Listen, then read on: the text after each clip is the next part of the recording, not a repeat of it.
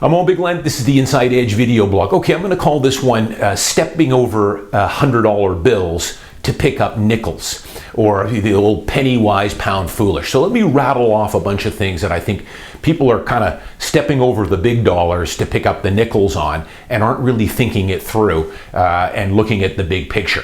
So first one is Stratifies. Now, oftentimes I'll see buyers out there that size up a property based on the Stratify. So in other words, if they see what appears to them to be an elevated Stratify, they completely rule out that unit because it's got to be a red flag. It's got to mean something bad.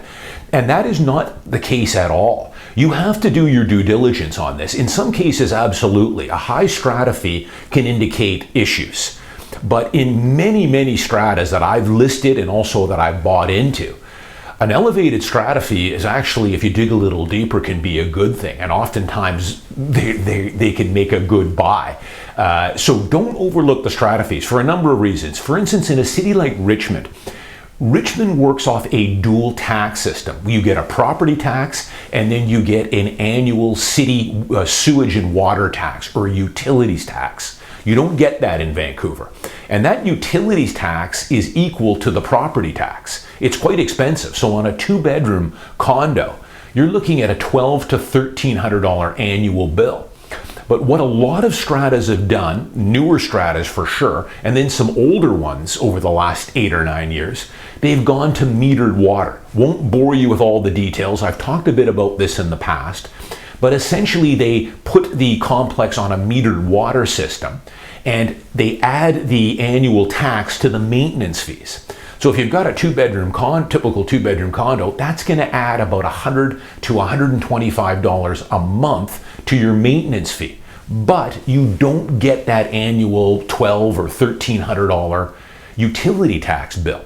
So some people will see that and say, the maintenance fee's high. Well, you've got to dig a little deeper. The other thing is a unit might have hot water heat, and that would also be included in the maintenance fee. How much money do they have in the contingency reserve fund? Do they have $200,000 for a 200-unit strata, or do they have $2.5 million? Maybe they're pumping every month $50 per owner straight into the CRF. Maybe the building's 15 years old, they know they've got a roof coming up, they've got some remediation work, and over the last few years they've decided, hey, we're going to bump a bunch of money into the CRF to minimize those special levies. So you have to do your homework on that. Just because a unit has what appears to be a high Stratify, don't exclude it. Second thing, selling a tenanted property. This one I won't get too much into. This is, again, I've done so many blogs on selling tenanted properties. I'm involved in these deals on the buying side every month. I think got a tremendous deal on a downtown condo here a week ago. Tenanted property, terrible, showed terrible, smelled bad, limited showings. And we got it we didn't steal it, but we got it at very good value compared to the comps in that complex. And it's a very good strata. So you are leaving a lot of money on the table if you're selling a tenanted property. There is no two ways about it. I know why sellers want to do it because, hey, they figure, again, they're stepping over hundreds to pick up nickels here. I don't want to lose a month or 2 months rent. I want to be able to continue the rent, and I'll just get a buyer to assume my tenant. Or if it's a principal residence buyer, we can get them out in 2 clear months. You can do that in some cases, but the unit is not going to show very well. It's going to show terrible. Limited showing times. You got to work around the tenant. Selling your home is all about presentation. And there's lots of homes, I've done many blogs on this, that they do everything right. It's staged, or it's owner occupied, it's beautifully furnished, it's clean, it's in mint condition. That's going to get you the maximum selling price. So you're, keeping your tenant in there so you don't lose a couple $1,000s every month in rent. But at the final selling price, you're probably leaving $20,000 on the table. Doesn't make a whole lot of sense. Third thing, again, presentation. They just don't take the time to prepare the home, fix anything that needs repairs, tile work, paint, broken fixtures, door handles. Just a little bit of money spent can add thousands of dollars to your final selling price. Timing markets. I've done so many blogs on this one as well. They're always waiting for this golden utopia to come where all lights are green and I'm going to buy. And they sit on the market renting month after month after month, waiting for this magic correction to come. And it generally won't come.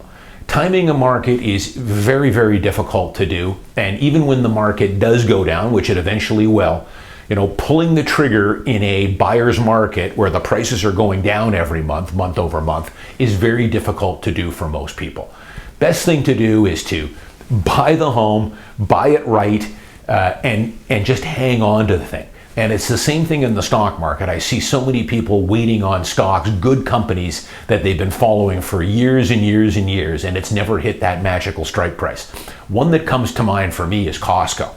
Costco, I've held that Costco and I've been adding to it for probably close to 12 years now. I can tell you that a company like Costco never looks cheap, ever. With the exception of a few little windows here and there over the last 10 years, it always looks expensive, yet it just keeps going up. You can buy it on the dips, but it always looks a bit overvalued. And I find that is the way with a lot of high quality companies. They never go into fire sale. They come to a point where, hey, maybe on a dip they're good value, but you're never going to steal these.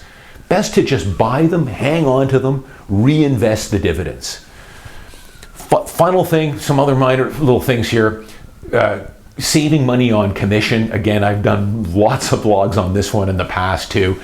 Listing with a low cost brokerage that's going to charge you a flat fee of $8,000 to sell your house.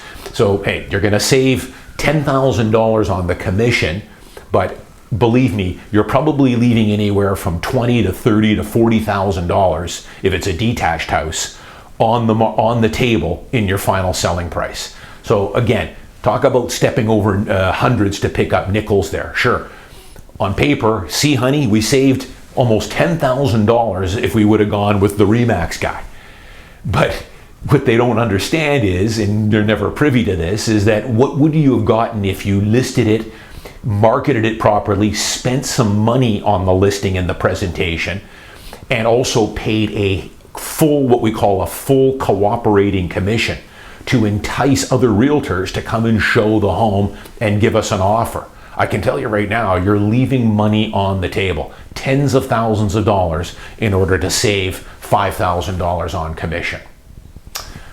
I'm Owen Bigland. As always, thanks for watching. Thanks to all my new subscribers over the last couple of months.